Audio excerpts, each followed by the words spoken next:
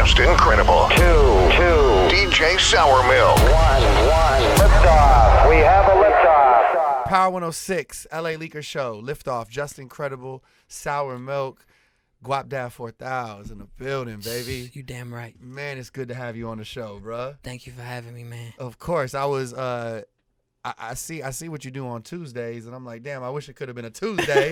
So we got to schedule a Titty Tuesday session. Yeah, we need to do Titty Time with the Valentino Viper, LA Leakers edition. An LA Leaker edition. I don't know what we bring to the table, but we'll just be in the room and enjoying and praising the different areola levels that seem to come across your radar. I mean, well, I feel like we got 2 awards to give out on the LA Leakers edition. Oh, talk to me. It's the Just Incredible Pair. Okay. And the Sour Milks. Oh, yeah, definitely. What are and you then we need a talking collective about? one. We need a collective, so it might be 3. Exactly. Yeah, like a whole group. Exactly. You know, because you're an honorary LA Leaker. Thank you, We man. scam boys. Exactly. Family, it's good to have you on the Hey, show, man. Thank you for having me. I know you've been working like crazy. This is a long time in the making as we get ready to release some hits, man. Man, I so could not be more ready to come up here the professional way. I know, right? Because we've been kicking it for some time, but I feel like you've been telling us about the music. There's been different stages.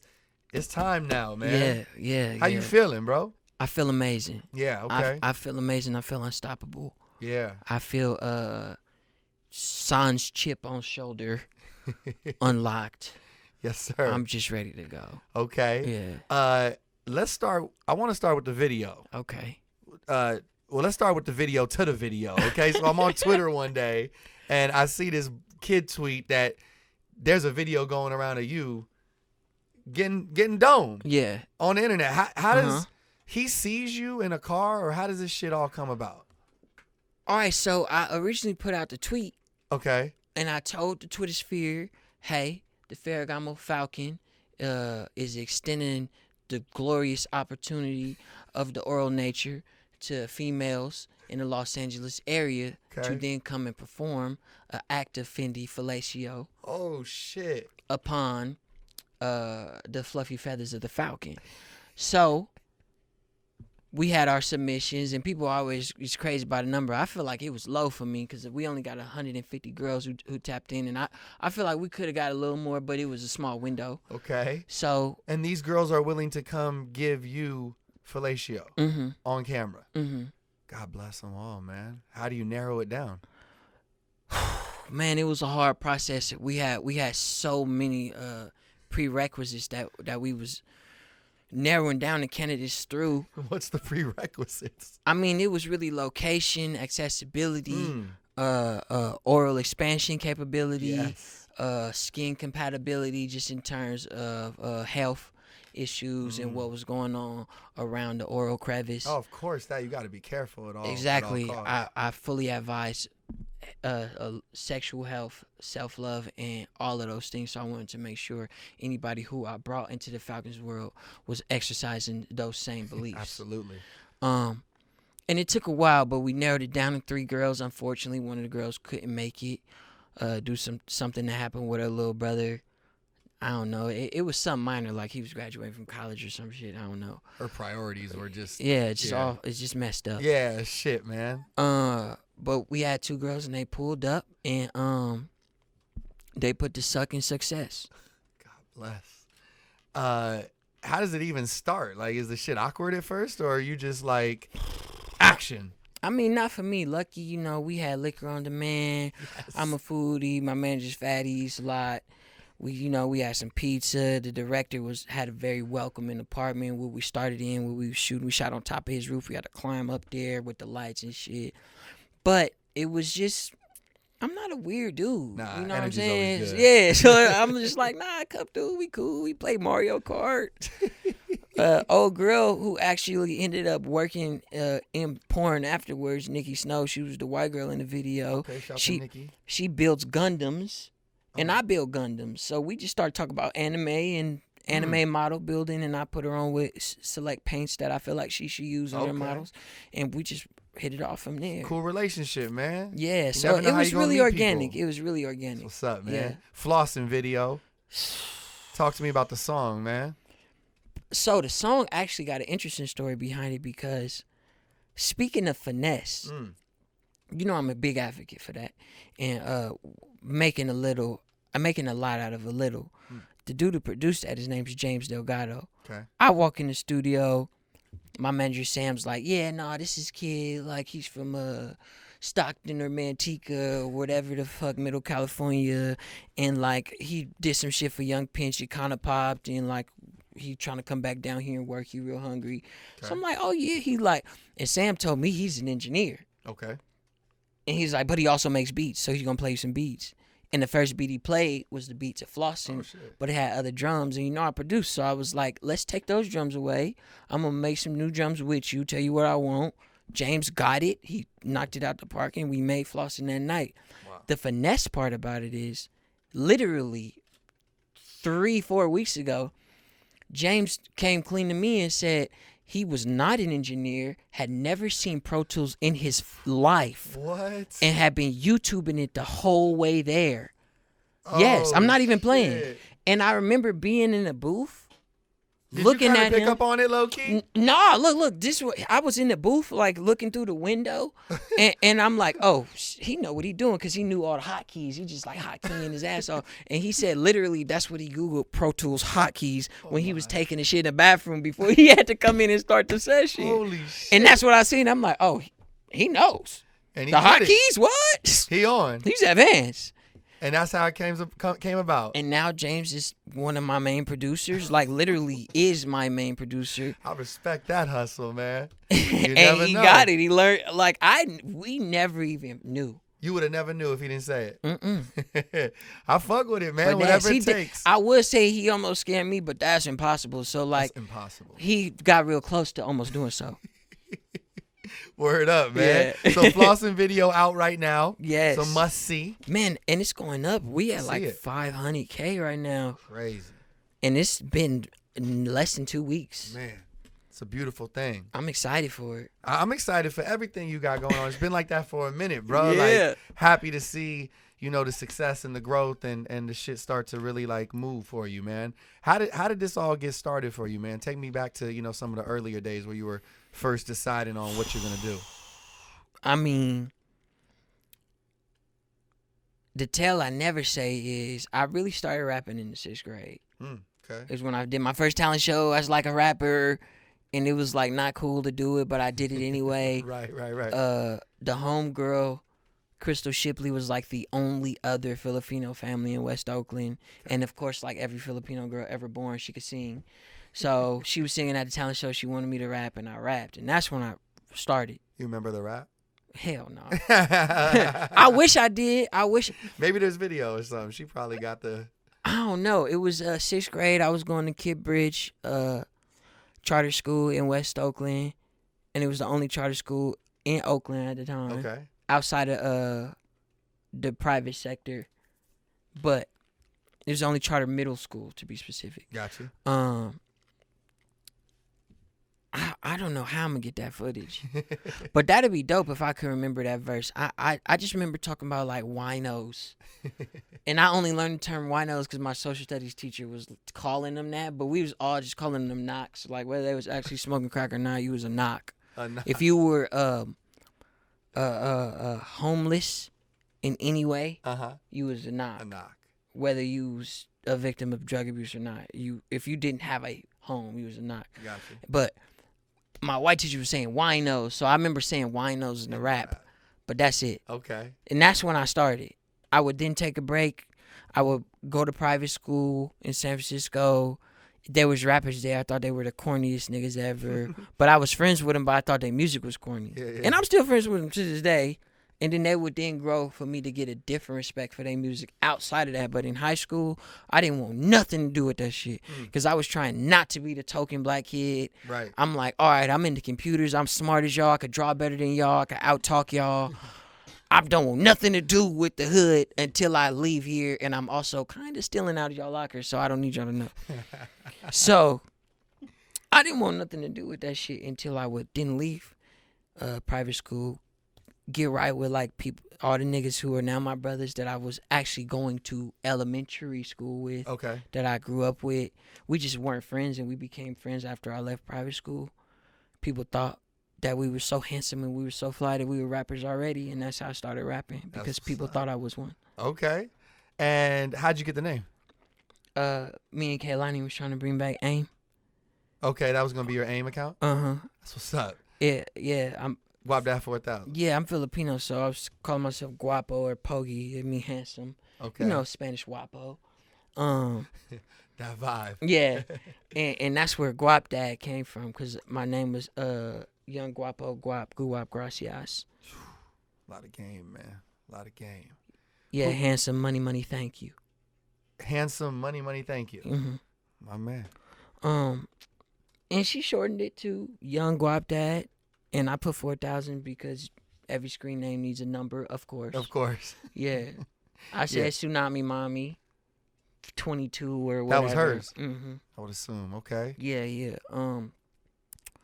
And that's where I got the name from, because I was YB Keem. I was in a group called the YBs with my brothers, who I just aforementioned. Okay. And I didn't want to disrespect them, because they sat me down and was like, look, we finna focus on you. It's on you. You. This your turn. And I was like, all right, fuck it. We gearing up. All right, I'm going to hold it down. But I didn't still want to be, because we was the YBs and I was YB Keem. Just like kind of how ASAP is ASAP Rocky and shit. But we want to be corny. But anyway, I was like, I didn't want to, I felt that I was disrespectful to what we started. Okay. So I wanted to be my own thing. And I was like, fuck it. I'm finna be Guapdad 4000. And Kaylani had started tweeting me that, and she was blowing up at the time. Yeah, hell so yeah. people in real life in the Bay started calling me that, so I got stuck with it anyway. And here we are. Yep. And who were some of like your influences starting off too? Like who were you listening to?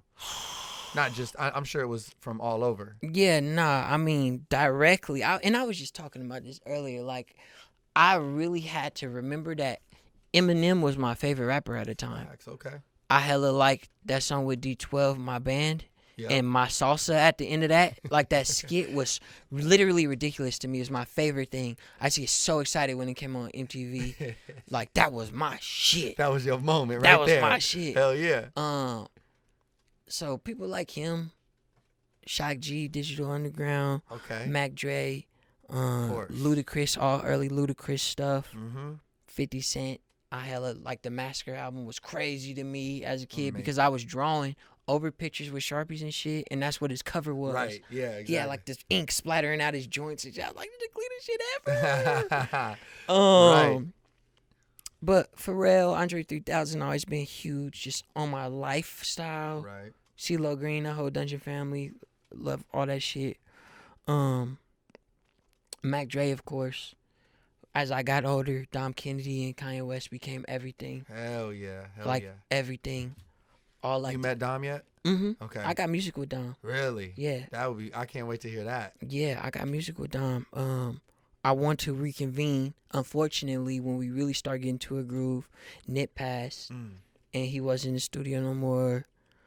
It was a heavy time in L.A. Yes, for but sure. I recently got back with him at G-Eazy birthday party. He pulled me aside, let me know that after the fact of us like working directly and indirectly, he fully tapped in and he like want to do more. So I'm excited to work back with Dom. Exciting. That's And exciting. I'm also, it also makes me happy that he's getting back into the studio and getting back in his groove. Yeah, yeah. So shout out to Dom. Shout out to Dom. And I told him, like, I literally told him, and I had a separate conversation with the homie Ricky and Axel, who used to be TAC, that the Yellow album is one of my top Favorites. 5 ever. I think we talked about this one time Yeah. before. Yeah. And I got to tell them why I was with the girl who I fell in love with to that album. Like, bro, I fell in love to the Yellow album with her What's up, man? to that shit that Wow. y'all did. Yeah. So that was crazy. This recently happened at Super Duper Kyle little house where everybody This was is like recording. last month sometime, Yeah. right? I remember that. So that was a crazy moment for me because whole Yellow Full album circle. front to back, I know that shit like Yeah. that. I was painting the room at my mom's house in West Oakland. To that. Yeah, to that we used to go steal at Macy's just before I was scamming when the Yellow album came out. Okay. I said fuck it because I had stole some Givenchy shirts from Neiman Marcus. Okay. And I got away with it because LP chased me and all my brothers, and before that we were stealing at Urban Outfitters, and I dusted him, but he wouldn't stop running, like he wouldn't give up. He's hella fat, big ass dreadheaded nigga. He like, just drop the shirts, bro. I'm never gonna stop. I'll chase you back to wherever you at. I swear to God. Just drop the shirts. So I had this bag of shit from Urban Outfitters, and I just dropped 2 Obey shirts that I stole from Urban Outfitters. He was pissed as fuck when he... And I got like a block up, and he picked it up, and all I heard around the corner was, fuck! Not quite the same shirts. Yeah, and my brother got caught. Oh, shit, okay. My brother Juice got caught because they cornered him, and my other brother Skylar like beat the other one up. Fuck. He got cornered, and he fired on him and got up out of there. So they was already so riled up, they caught up to Juice, and Juice didn't even take nothing. He was just with us. Oh, shit, okay. So they tried to get him to snitch, and Juice lied about everybody's name, but Juice came back, and I was 1 song in, and he was like, this new Dom Kennedy. Mind you, he mad at me for leaving him, and he don't know how it go when you got to split different ways, so Juice pissed at me. I'm sure. And he like, that's new Dom? And I'm like, yeah. He called it the Yellow Album. And he like, give me a paintbrush. And that's when I first heard it. Wow. Then the girl that I would fall in love with later in that year to that album came that day and helped me paint my room. Crazy. Yeah. That's a crazy story, man.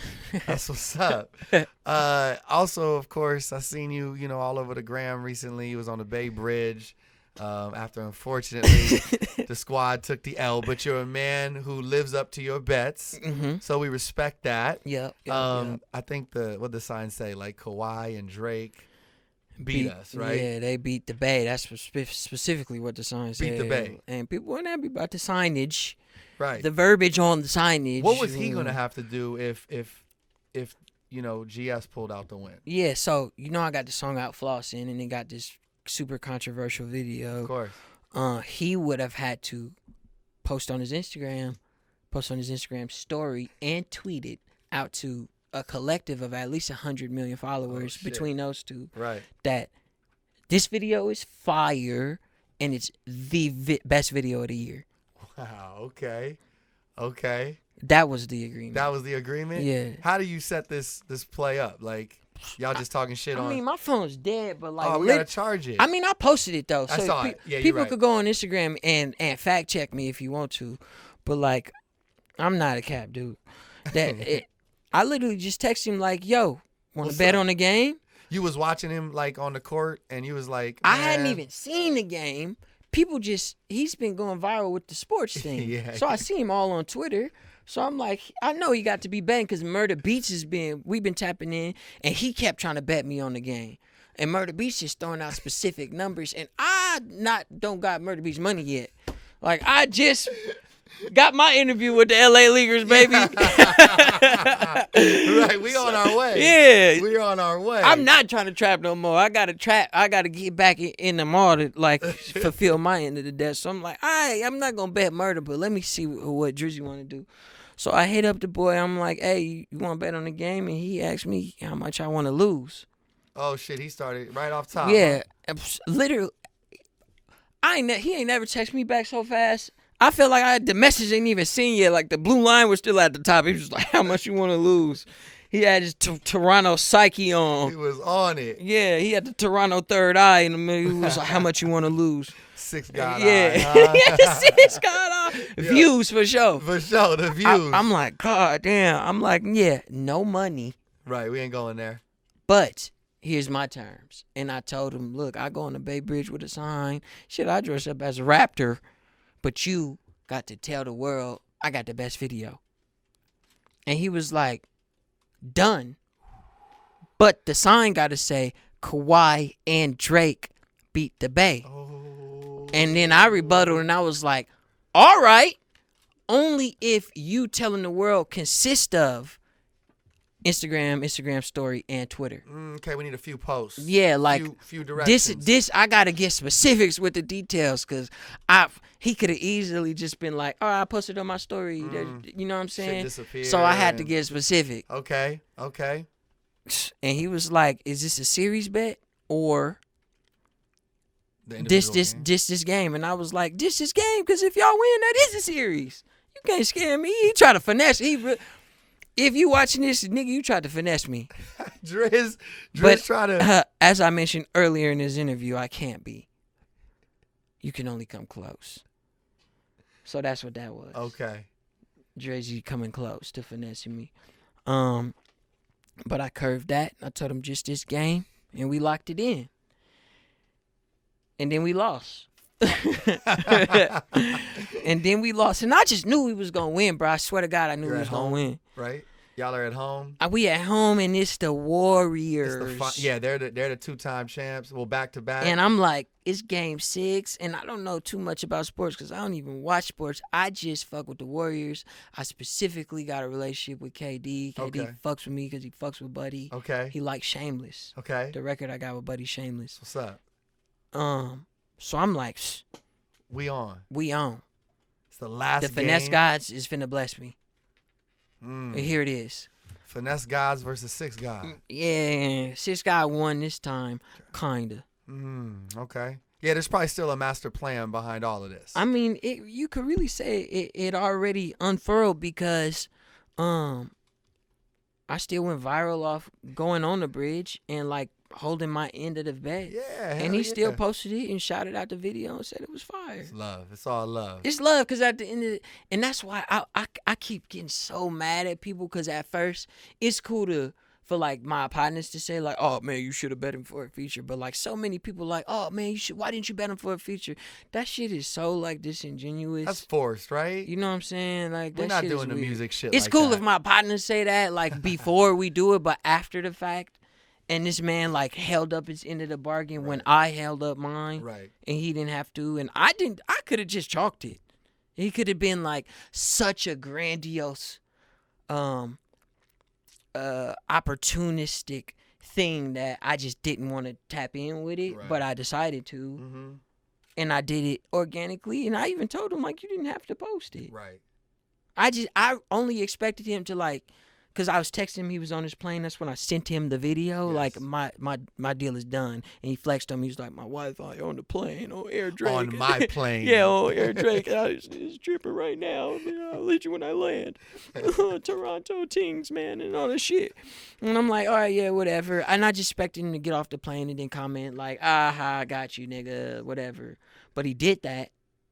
Then went and liked hella different shit and then posted me on his page. Dope, after already talking about it on Instagram Live, and I was just like, man, he was gonna honor his end of the bet regardless, so I'm happy I did mine. Yeah, man. Like, period. That's what's up, man. He's a man of his word too. I've seen him do it several times, and when I was watching him, co-sign and get involved with that, I was happy, man. Yeah. Couldn't happen, 2 great people connecting. Yeah, and like it can be a weird line when you're dealing with people who on such a social and industry pedestal, such as like the biggest rapper in the game. You know what I'm saying? Yeah, hell yeah. And it was cool for me to just reaffirm, just for me, like, man, he still fucks with me like I fuck with him. It's no weird blood, it's no bad blood. Like, we gonna talk about shit that I would never say on air, and I could trust him doing the same thing. Of course. You know what I'm saying? So, like, but he fucked with you off top. Like, there was earlier times, because I remember seeing, was it when Scorpion dropped that, I don't know if you went on the gram or something. There was another conversation. Yeah. What was the backstory? And that was something that I see now I know, because I never been friends or had friends in such higher positions than me that I had to change the way I move, because I really do move wild. So that was a conversation that I put out there because I was feeling bad about not making the album. I was originally on Scorpion. Okay. And it was actually my manager, Sam, who told me, like, I don't think this is something that should be on the internet. And at first I was tripping like, man, I'm already mad I didn't get on the album. And I was like, it might not be. So I deleted it. Okay, so it ended up coming down. It came down, and it was just a conversation between me and him about like being on the album. But he was showing love, if I remember. Yeah, he was just like, bro. He had intentions of it. You was in Drake's mind, like he was pushing for me to get on the album, and it just wasn't enough time to paper it on the business side, and that's all it was. That happens all the time too. That's nothing personal. And I didn't understand because I had only put out like a ragtag project, not a ragtag project, because Scamboy Color is a great project to listen all the way through. Yeah. But it was my first effort, my first attempt, and it was I still didn't have knowledge of how things worked on the business side of the industry. So when he originally told me that, I didn't absorb it in a way that made sense to me because I didn't know really what the fuck he was talking about. Who's he? Are we talking about your Drake? manager? Oh, Drake. Yeah. Okay. But when it was reached out to me like, hey, man, maybe you shouldn't post that. It wasn't like a serious thing like, nigga, delete that. Gotcha. Well, my manager, why you can't say nigga, but you know what I mean. Like, delete. It was just like, maybe this is not something that we know, should share like that, because yeah. some things are for the private and for your personal relationship that lead to other things. Yeah, and it's not like I was trying to clout chase with it or anything like that. I was just kind of, my feelings was kind of hurt because I was looking forward to this. Of course, who wouldn't be? Who wouldn't be excited to be? I'm tripping that it was really like a reveal like that. Like, music is put out and y'all really just look at the track list right in the moment and go, oh shit, I made it or I didn't. Like, I would think, that you knew that with 2 months in or something like that. Yeah, I mean, because at the time, it was an interlude. So if I was like rapping, it was an interlude that he didn't have put a beat under. Okay. So if I was rapping, I feel like it would have been bigger, like clearances and all that. But I mean, maybe it would. Maybe we would have dealt with it afterwards. I don't know. Yeah. It didn't happen. Okay, it's all good though. It's all about timing. But either timing. way, when I hit him up about it, he was like, hey, yo, this is what it is, man. I really want it to happen. It just couldn't work. I'm literally sorry, though, because I know you was looking forward to it. Of course. And I was like, thank you. And sometimes it's just the respect thing. Yeah. And I'm sure that conversation right there led to that quick reply, fast forward when you shoot him a funny kind of like not even serious text about a game and it turns into a dope moment, man. Yeah. So there's a learning lesson in that as well. Yeah. And I do believe the universe will circle it back and what's meant to be will be. Yeah. Right? And that's what I be telling people. Like, a lot of people who ask me that question, like, why didn't you bet him for a feature? It's like, man, at this point, I wouldn't have did that. I'm for one, not only would I not do that, but like, I don't want nothing to happen like that. Yeah, that's what I'm saying. The same way I could send Drake stuff, I send J. Cole records all the time. Okay. And he give me feedback. Like, everybody that went to the Dreamville sessions, we all in the group chat. And we just all share stuff. Like, Swiss Beats is in there. Like, it's some shit in there.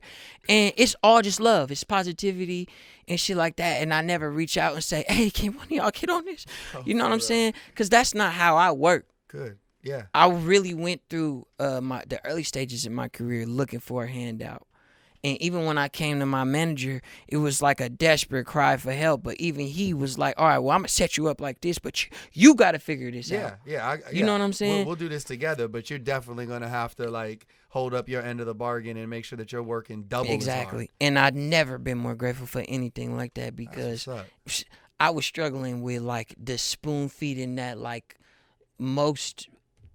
I want to say success stories, but like most people with like good management got to deal with like their manager who was doing too much, that's not doing way more than their job description is, type shit. And then they like got the spoiled child syndrome. That was me at one point. Really? Not in an extreme, but I was definitely like, ain't you supposed to do this type of shit?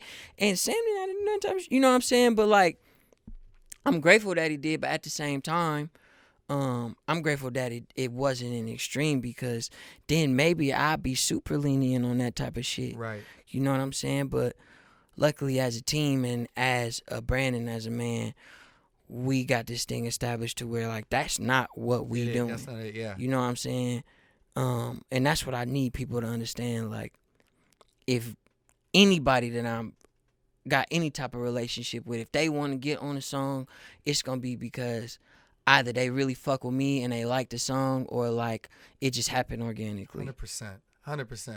There's so many lessons in what Guap just said. I'm really glad that we spoke about this in this conversation, because there's so many people out there that would have made that wrong choice, man. That one fucking wrong choice could change your whole career. And it make it weird. Even if you did, you could have asked for a verse, and it might not even just be that situation. There's other situations where I'm sure you could have jumped out. Yeah. Shit.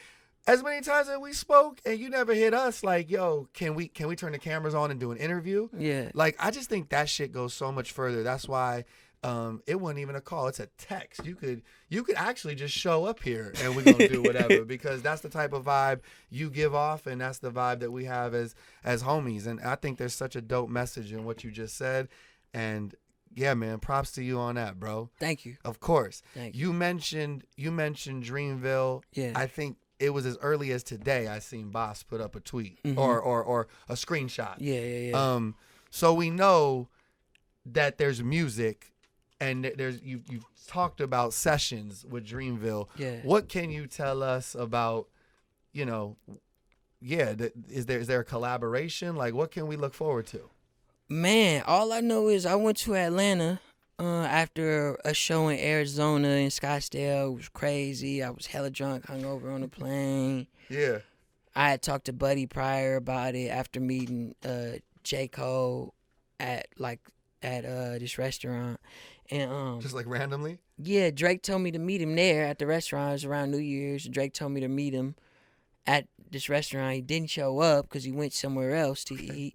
But I went there anyway. I was with my pops for Here his in LA? birthday. Yeah. Oh shit. And then J. Cole was there, ran into him, took his number down. He was the coolest, most humbled nigga of all time. Facts. Period. Facts. And then he would connect, and then his team reached out to my team later and sent the invite. I talked to Buddy about it. Buddy had also got an invite, and he lied to me and said he was gonna take it slow and do shrooms and like do the fucking Buddy big pants Vans thing that he does. And no, when I went down there, he had on full Nike running shoes and a tracksuit. He was in 15 rooms at a time. Yeah. And I went down there and I probably did like 30-some songs Really? in like the 4 days I was down there. And I don't know what it's gotten narrowed down to, Okay. but I know at least the Dreamville artist might be using like 6 or 7 of the songs that I did. Okay. I don't know what's on the project, how many songs are on the project, but like I should be on some of the singles for sure. Yeah. That's exciting, man. Yeah. What are those sessions like? Is it just like you said, like, are you just like, I'm here for 4 days and I got to go all in? Man, them sessions is literally like Legendary. not only legendary, but it was like the most positive gladiator death session that you could imagine. Literally, it was like In a sense of like, it's all love, but anyone who it's turned like the a mic on, kung fu like, tournament, like all the Shaolin schools of martial arts motherfuckers. come together and like display they shit. You not out to like kill niggas in the ring, but at the same time, you gotta show people like South Crane style is better than like Northern Tiger Fist. Okay. And that's what the Dreamville sessions was. Shit. It was literally the dudes who's supposed to be the best of the best. Yeah. And it was it was a lot of people that was folding. I'm talking like origami, advanced origami, to where like, how you bend paper like that folding? Hold up. You saying they got in there and they folded under the pressure? Yeah. No. Say it's not Yeah. so. Why? I mean, because you had like people with the already precedent that's supposed to be like compared to Kendrick and shit, like niggas like Jid, and he's doing shit that you'd never even imagine people to do. He's going crazy. And then the Earth Gang is a fucking beast. Boz is just like in robot mode, and he's just like fucking killing everything. Kaz was dope, and Dreezy was there, Okay. and to this day, ain't nobody out rapping Dreezy that's a girl until like Meg Thee Stallion having her thing right now. Okay. But like I was hella on Ski with Mask, Dreezy. he told us he was there. Yeah, no, Ski Mask was there. know We he did went we wild. did a couple things. Okay. We did a couple things. I'm excited to see what songs he made it on. And this was me and Ski Mask's first time interacting like in the studio. Okay. Cause before it was like, that's the other do-rag dude. Just the stare down. Is we partners or not? Yeah, Cause we both tying our shit the same way. I don't know who did it first, but we both doing it, nigga. And I don't know if I like that or not. You know what I'm saying? Hell yeah. So that's all it's been with me and Ski Mask until that day. And then, This is a showdown. bro, we played a couple games of Smash Bros. he ended up taking it. I won 4, he won 5. He ended up taking it. So I will say that Ski Mask did beat me in Super Smash Bros. Okay. I will not lose to him again, though. Nah, the rematch is coming. We got to do that live, like on the LA Leaker show. Let's do that. I will not lose to him again. I was very inexperienced at the time. So if I was able to keep up with him, who already had the game on his own Switch, I'm pretty sure I would dominate Ski Mask now. Okay. Yes. So I just want to make sure the itinerary is correct. We're doing an award show, Titty Tuesday. And then we're going to do the Smash Bros challenge between you and Ski Mask. Yes. And also determine who the real wave god is, right? I want to know who's got the best waves in the game. Well, off top, even if somebody is dipping harder than me, they would still be a child or daughter of mine. Because I'm the face of this shit. Okay. I'm letting you know, and I said directly to the camera, it was people who wore durags before me. So shout out to the legends. You know, we got Ja Rule, never had waves in the first place. He was bald-headed under there, but he still wore durags. Fabulous. Cameron, obvious. Shout out to Cam. I'm friends with Cam. Yes. Jada Kiss wore. I mean, like, all the New York cats really wore durags, Mobb Deep and all them, but, like, that was cool for them. When it came to, like, the young niggas like me in the game and wiggling, who really wore durags in the mainstream first, I can say, yes, Party Next Door. Okay, yeah, you got to give Party his credit. Party is who I could do it at least close to my generation, right? But like, niggas don't want to dress like Party Next Door. Nobody was out. Nobody went to the mall and said, I need that new Party fit.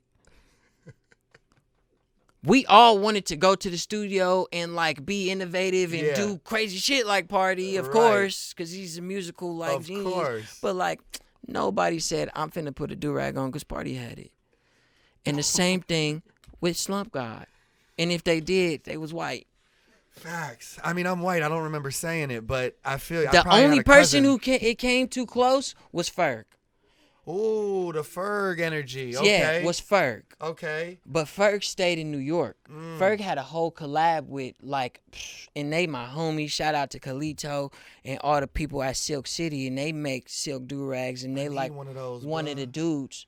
Well, they the group from NY that was really putting on and still putting on. Like, they like the silk do-rag staple outside of niche luxury retailers such as myself.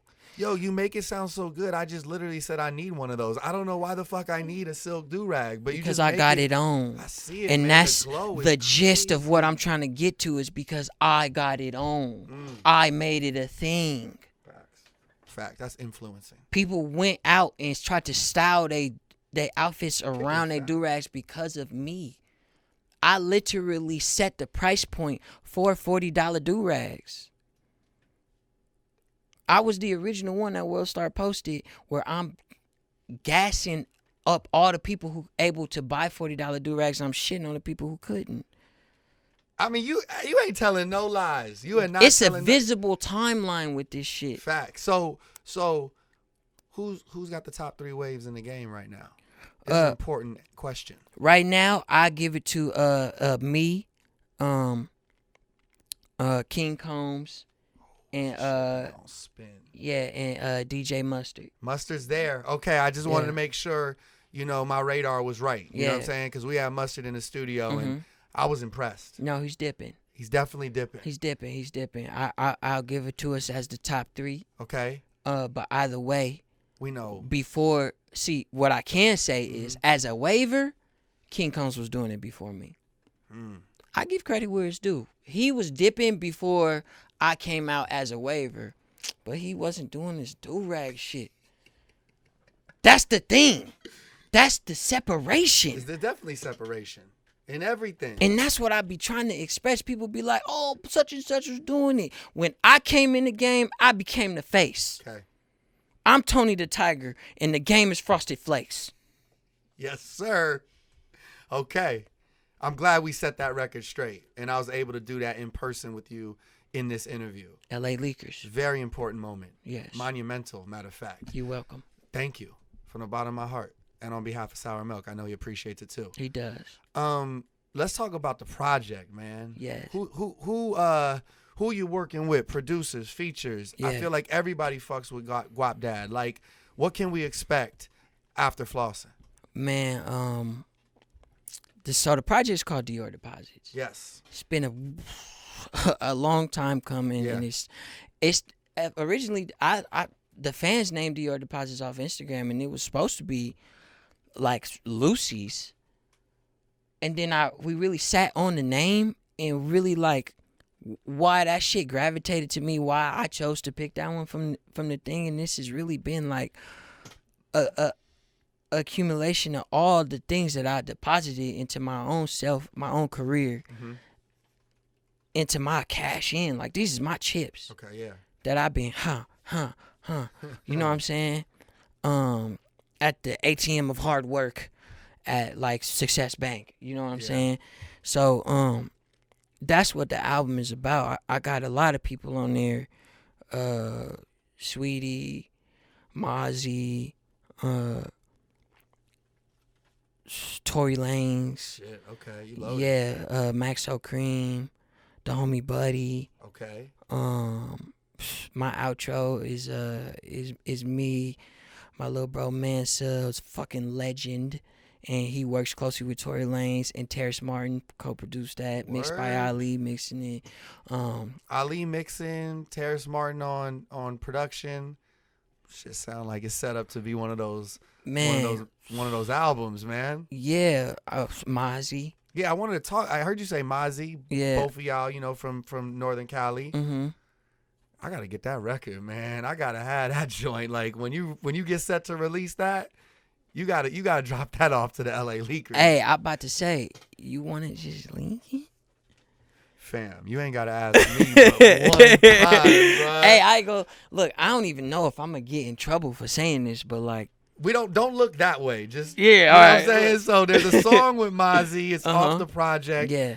Of course, we would love to play that shit, blast that off. Cause we shot the video already in Vegas. Word? It's about, you know what I'm saying, what I do, or what I used to do, and it's a crazy tune. Bro, you gotta It's slide. I that. think I crazy gotta with give that. it to you. I ain't gonna lie. That'd be love, man. All right, we're gonna set that up, man. I'm gonna definitely get in trouble, but like, fuck it. Yeah. I'm new in the game. They'll slap me on the wrist as like, oh no, he don't know. I feel like we could just chalk it up. Like, Yeah. we'll see. But the thing is, when the shit blow up, everybody will laugh about this, Yeah. right? See, you see how you said we could just chalk it up. Everybody else in the room who don't work for me, you said we, right? Facts, right? Yo, Guap, it's a pleasure having you on, man. Please feel free, man, as the album, gets ready to roll out, man. Yeah. You got a home here all the time. You already know. Thank you for Guapdad having 4000, the Wave God. Man, I'm Guapdad 4000, aka the Valentino Viper. Yes. Formerly known as the Ferragamo Falcon, also known as Shia LaBeouf Down. Jeez. Flossin is out right now. Yes, You can sir. watch me be the first rapper to ever ghost ride moonwalk in a brand new 2019 Range Rover, and then pull that Range Rover in that downtown LA parking lot in front of Chase Bank, and then get sucked by not one but two females. Never been done before. Shout out Slim Doug, shout out Playboy Cardi, but I doubled y'all. That's it, man. Power 106, liftoff show. Yes, sir.